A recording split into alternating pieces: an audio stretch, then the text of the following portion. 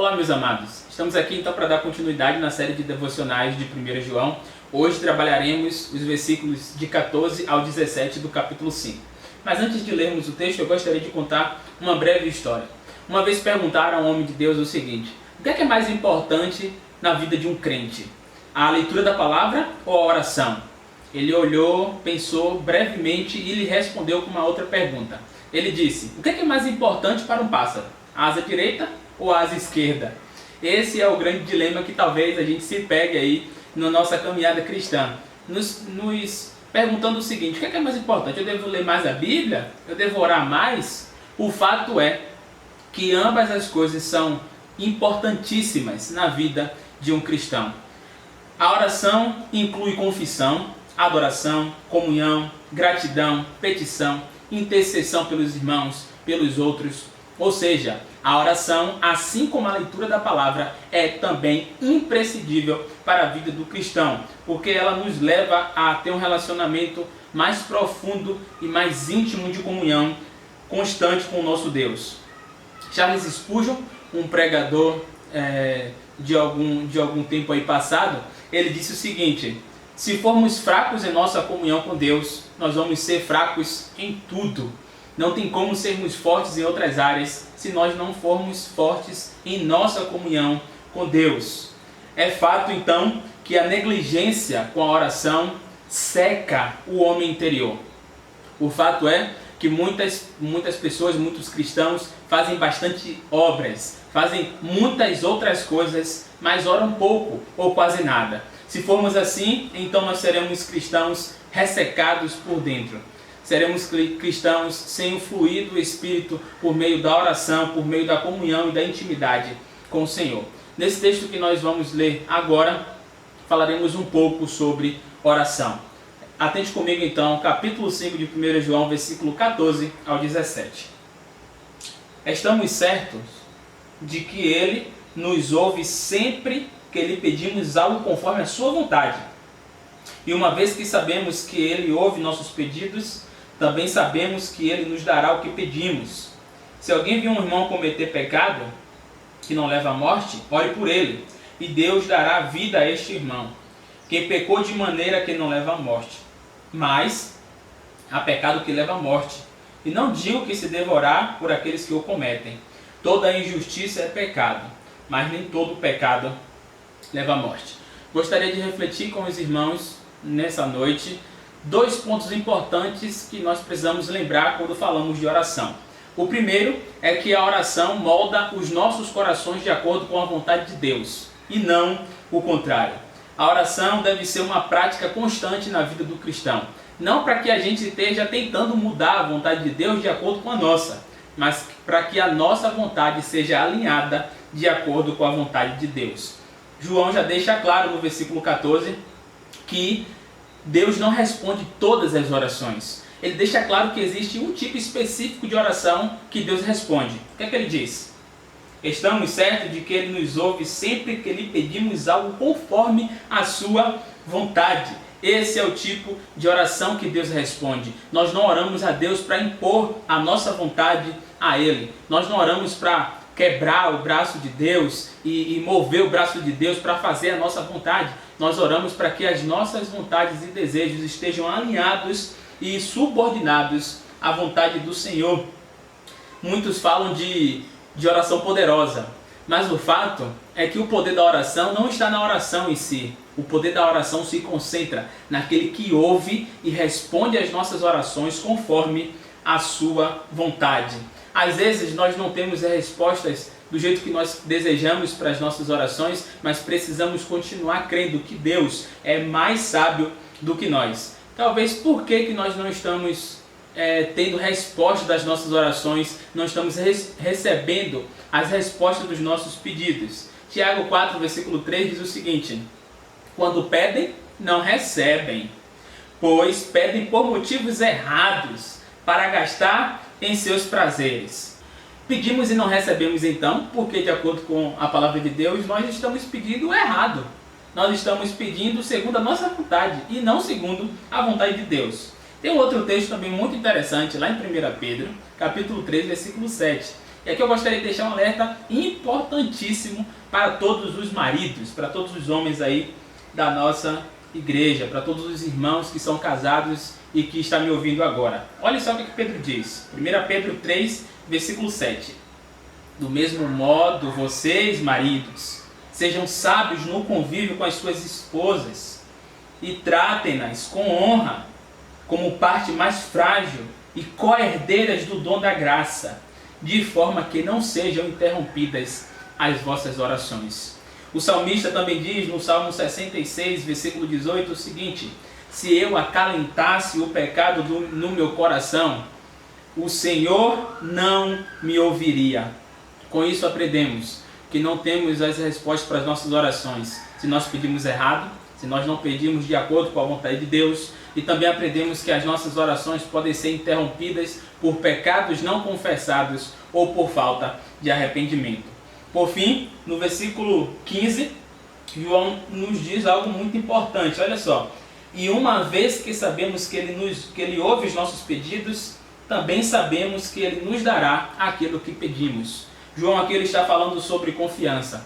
Precisamos confiar que Deus ouve as nossas orações quando nós oramos de acordo com a sua vontade.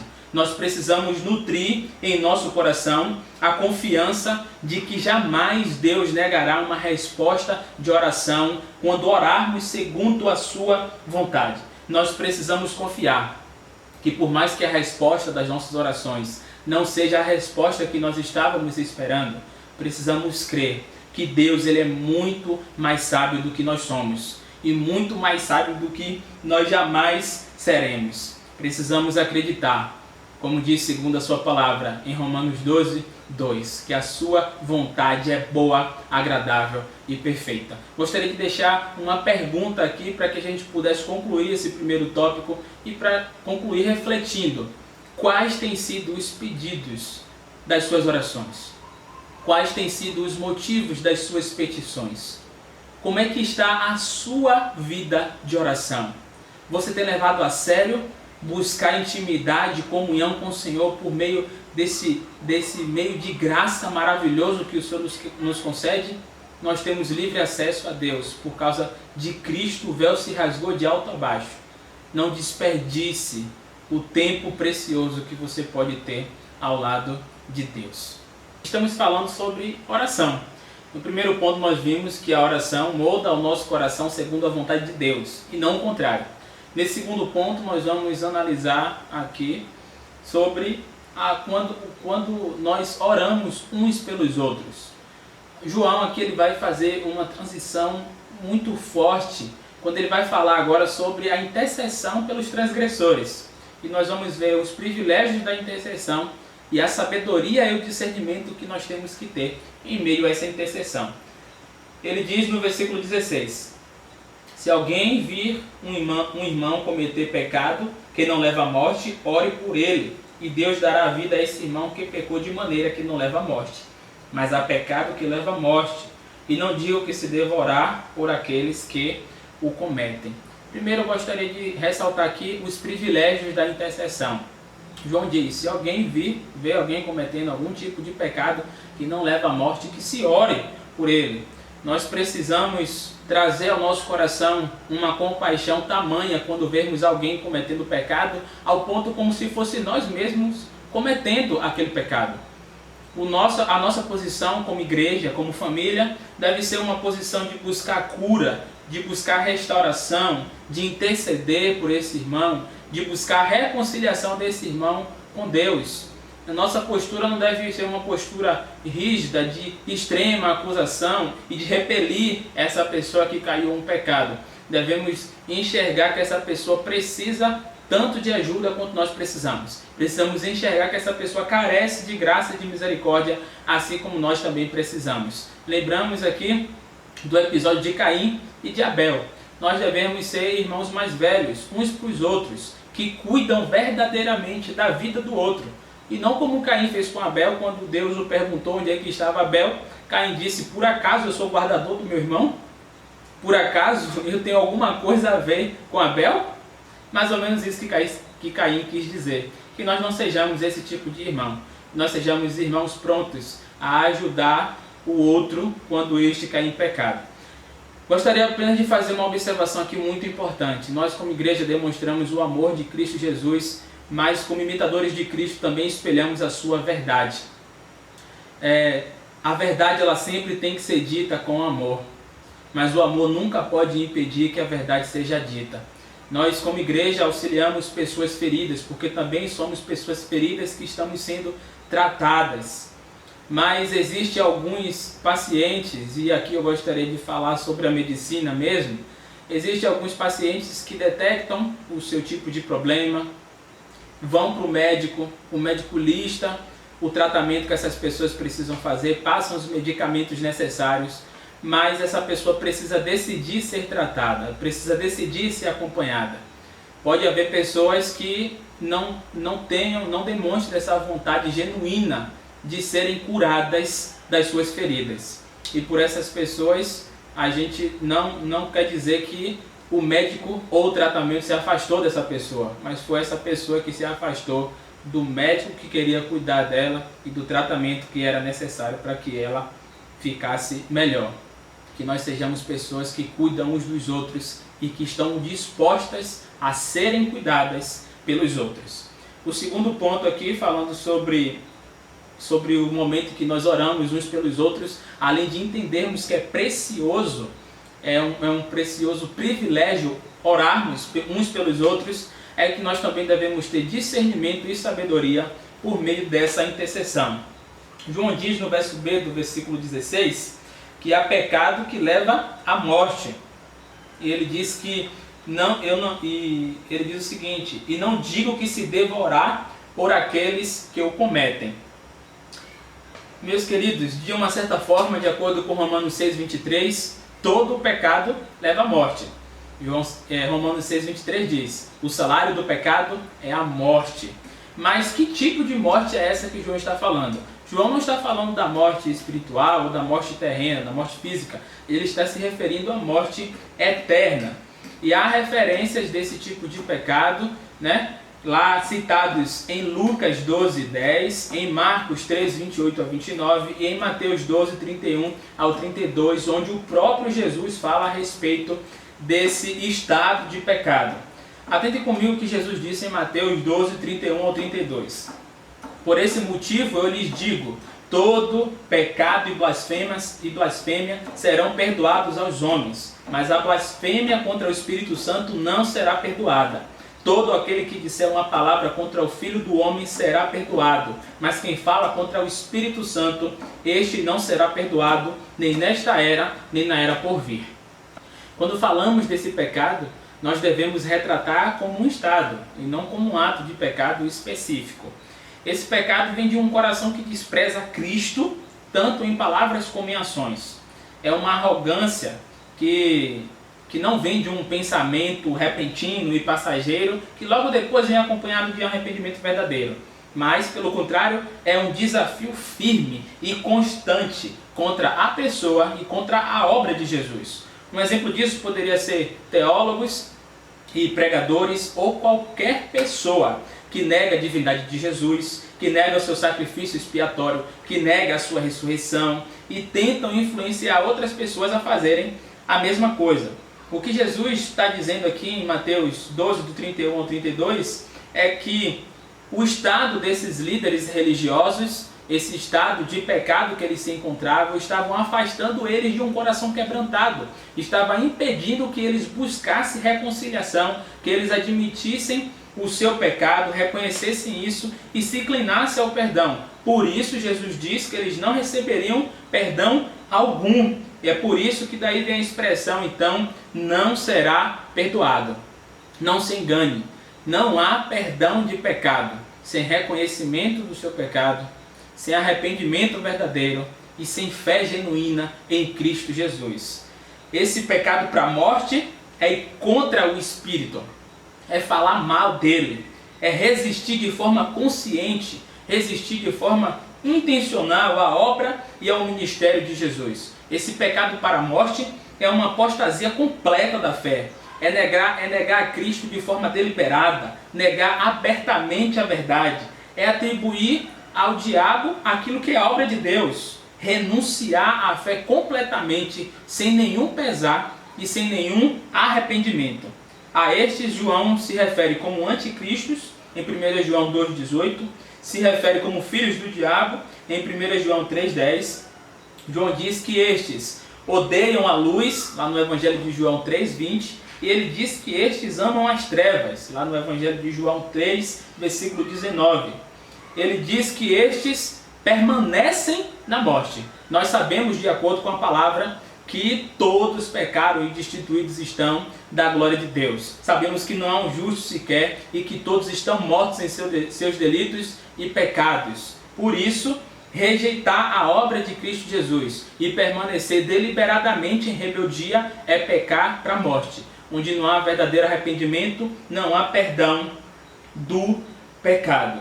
Sem arrependimento e sem fé em Cristo Jesus, estes não receberão perdão dos seus pecados. Isso daqui é um alerta muito importante, porque temos recebido muito como eu posso dizer, muito alimento espiritual por meio das devocionais, por meio da leitura bíblica anual. Nós temos recebido pedidos de orações diários, mensais, para que nós possamos ser estimulados e encorajados a vivermos de maneira digna do Evangelho. E quando nós nos deparamos com isso, com essa rebelião consciente e essa apostasia, abandono da fé de forma consciente, isso deve nos levar a pensar a respeito da nossa vida cristã. Quando nos deparamos com esse texto, não é para que a gente fique calculando quando é que a gente deve orar e quando é que a gente não deve orar por alguém. Porque nós reconhecemos, segundo a palavra, como disse Jonas, lá no capítulo 2, versículo 9 de Jonas, ele diz que a salvação pertence ao Senhor. E nós cremos desse jeito. Contudo, essa declaração aqui, do pecado para a morte, é uma advertência forte, é uma advertência severa para todos nós e para todos os que estiverem ouvindo, de que o pecado condena o ser humano, de que o pecado condena as pessoas, com o fato de que, se elas não se arrependerem e não crerem em Cristo Jesus, esse pecado, esse estado de pecado, os levará à morte. E com isso, João encerra esse trecho no versículo 17, dizendo que toda injustiça é pecado. Então nós sabemos que não devemos brincar com o pecado, porque ele é destrutivo, ele desagrada a Deus, ele desonra ao Senhor. Eu costumo dizer no discipulado que o pecado é como um câncer que corrói a gente de dentro para fora. O pecado ele pode ser maquiado, podemos viver uma vida de pecado, de rebeldia ao Senhor em nosso coração, mas aparentemente está tudo bem. Podemos postar frases muito bonitas no Facebook, nos status do WhatsApp, no Instagram, compartilharmos e participarmos tanto dos grupos de WhatsApp, sermos muito influentes, falarmos de Deus e da Bíblia, mas podemos estar em constante rebelião a Deus em nosso coração. É sobre isso que eu gostaria de tratar hoje conosco. Essa palavra é para mim, essa palavra é para você também. Essa palavra é para que nós possamos crescer juntos como igreja. Precisamos lembrar que a oração é um meio de graça maravilhoso que o Senhor nos concedeu. Não negligencie isso. Lembre de alinhar o nosso coração de acordo com a vontade de Deus. Fazemos isso por meio da oração. Nós não oramos para que Deus faça a nossa vontade, mas oramos para que Ele possa cumprir a vontade dEle em nossas vidas. Que nesse momento, agora, você possa ter esse tempo de oração. Você possa conversar com o Senhor, confessar seus pecados diante dEle, crendo de acordo com o que já falamos em 1 João 1:9. Se confessarmos os nossos pecados, Ele é fiel e justo para nos perdoar os pecados e nos purificar de toda injustiça. E por meio da oração, nós possamos crescer em intimidade e comunhão com o Senhor.